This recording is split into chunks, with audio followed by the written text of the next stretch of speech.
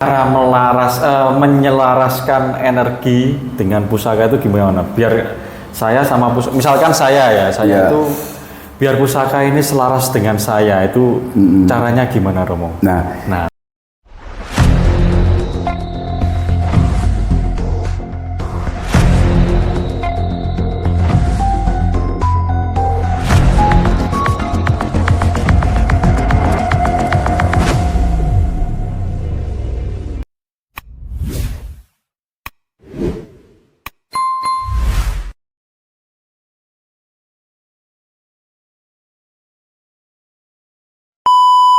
Rahayu, berjumpa lagi dengan saya KP Bima Sakti, salam berpusaka sakti.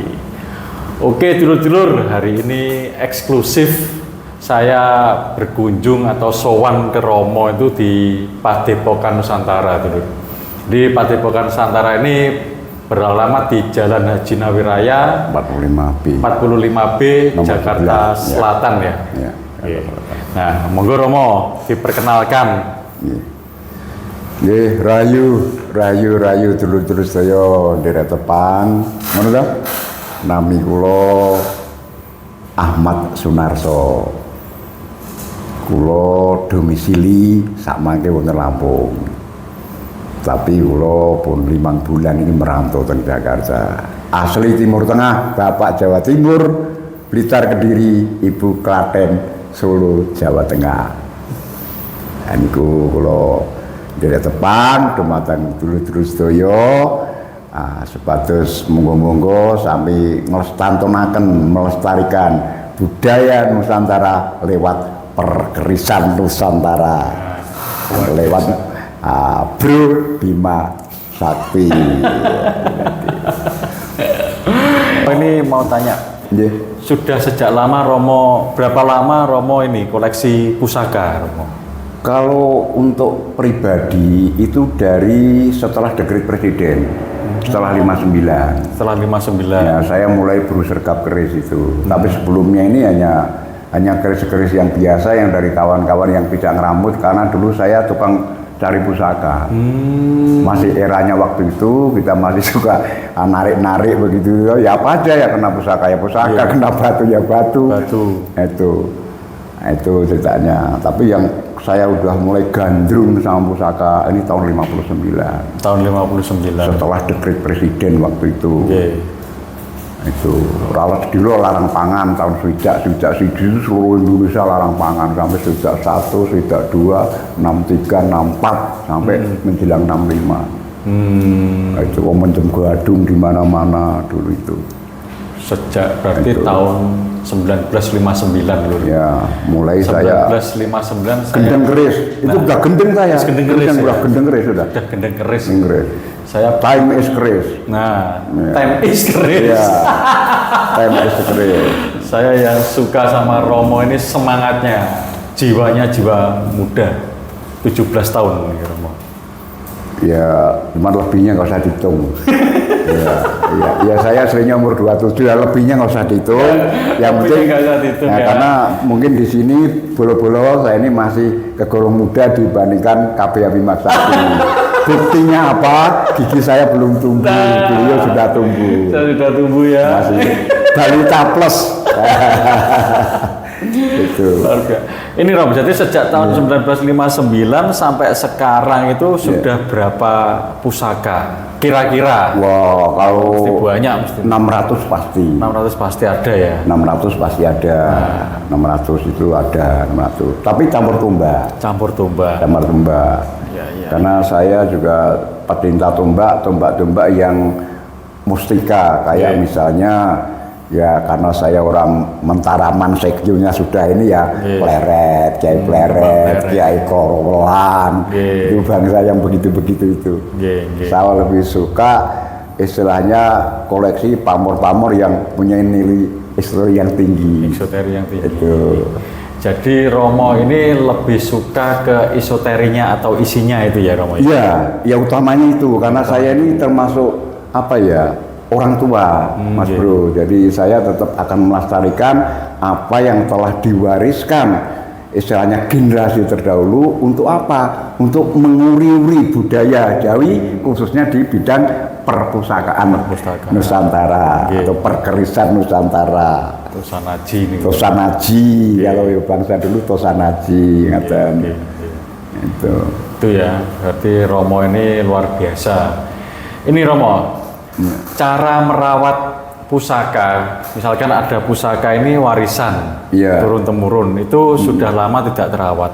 Terus cara untuk merawatnya lagi, untuk mengaktifkan energinya lagi itu seperti apa, Romo? Nah, ini kita lihat fisiknya, karena pusaka ini sesungguhnya tak ubahnya seperti kita. Kalau kurang mandi, misalnya ke badan juga nggak enak, nah itu perlu dicuci, dimandikan, dibersihin. Nah, setelah itu wadahnya, bajunya, misalnya kayak kita ini kalau misalnya sebulan nggak ganti kan juga nggak ini ya.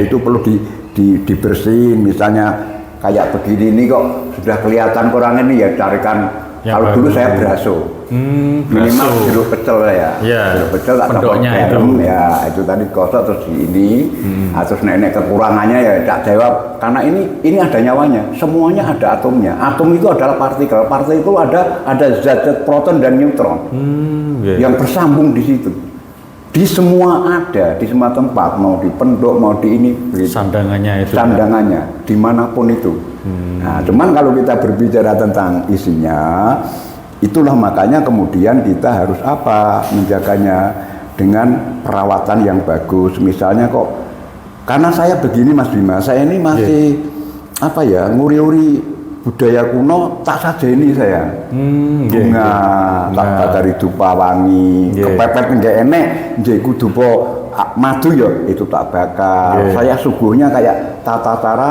budaya warisan leluhur saya. Saya masih penganut Kolodia atau bangsa kekunoan itu. Itu. Nah, ternyata nyaman bagi saya. Nyaman bagi saya. Ada apa namanya itu ya, autosugesti yang bisa mempengaruhi keyakinan saya bahwa ini adalah barang-barang yang menjadi suatu pusaka, tidak hanya sekedar melestarikan, menjaga marwah daripada ruh pusaka itu biar standby, kerasan. Nah, itu maksudnya begitu. Jadi kalau misalnya ini perawatannya sudah tayang ya, kita tetap harus masukkan gledek kalau dulu. Direndam pakai air kelapa. Terus itu dulu ada pace, terus jeruk nipis, itu direndam paling tidak seminggu kalau dulu. Setelah itu baru dikeluarin, dikosokin jeruk nipis, terus disikat dan sebagainya, dicuci, baru diwarangi. Kita masih menggunakan warangan yang model dulu. Jadi menggunakan energi panas matahari. Karena marang itu kalau panasnya itu nggak light, itu juga nggak bagus hasilnya. Harus itu benar-benar panasnya maksimal. Jadi kalorinya ini harus maksimal. Untuk anak-anak sekarang saya belum bisa, paling minta tolong yang tahu, bagaimana saya tidak tahu, tahunya saya secara manual, secara tradisional. Itu yang saya terapkan sampai sekarang. Dan pusaka-pusaka itu terjaga rapi. Saya ini sekarang ini bagaimana ya? Mungkin lebih super gila lagi. Iya. Jadi istri saya ini kadang-kadang protes. Wong di bojo ora tau dikelon mbok tuwa ya turu bareng. Saya meneng wae itu saya. Ya wis sekolah, aku nang kono nang kamar. Saya punya kamar khusus yang kira-kira ya mungkin ya 4x3 lah itu. Itu di situ. Saya sudah nyusuh Mas Bima. Jadi saya sudah tidur di hamparan, guyu kayak wong edan itu ndelok pusaka. Apalagi kalau malam Jumat saya gelar. Kalau malam Jumat kalau di Lampung ya.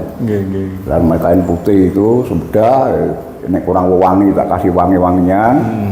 Ya, persyaratannya yang penting ada setaman kalau saya itu ya. Terus ada dupanya, kalau yang mahal ya saya pakai guna yang dari India itu. Dari India. Saya punya yang mahal punya itu. Tapi temporary saya gunakan selapan pisan itu. Kalau yang lain saya hanya menggunakan jasanya Gunung Kawi atau dan kalau kepepet lan didit ya dari Bali itu. Wah, sing 100.000 sak gudang itu. Oh, ambune yo enggak enek ya wis jan. Itu kira-kira itu. Terus ini Romo, menurut Romo itu apakah cara menyelaraskan energi dengan pusaka itu gimana? Biar saya sama misalkan saya itu biar pusaka ini selaras dengan saya itu caranya gimana Romo? Nah kita masih harus tahu getaran atau ciri-ciri yang ada di pusaka. Misalnya pusaka ini Ya. ioninya ke arah pengasihan, Nggih. dagang, Nggih. itu dan sebagainya itu. Lah kita mesti harus penyelarasannya ya harus mohon kepada Yang Maha Kuasa menurut kepercayaan masing-masing agar diberi ridhonya untuk lantaran pusaka ini bisa membantu ke kita. Ada gaya tarik menarik, kekohesinya bukan adhesinya. Itu masalahnya. Karena sesungguhnya walaupun tanpa pusaka di dalam tubuh manusia sudah ada zat-zat yang bermacam-macam, zat uranium, zat besi, zat tembaga, zat nikel, zat perak. Tetapi lantaran ini karena ini dulu direwangi puasa, tirakat, membuatnya ini manekung kalau bahasa dulu. Nah, ya sehingga punya energi yang luar biasa. Itu bisa mengingatkan ketika kita lupa. Itu pengalaman saya selama ini. Dan sebaiknya kalau kita ini memang seorang pedagang ya punya pusaka yang bernuansa berciri khas tentang pengasihan. Tapi kalau kita misalnya pemimpin yang kita mesti harus punya ciri khas yang kewibawaan, gesak.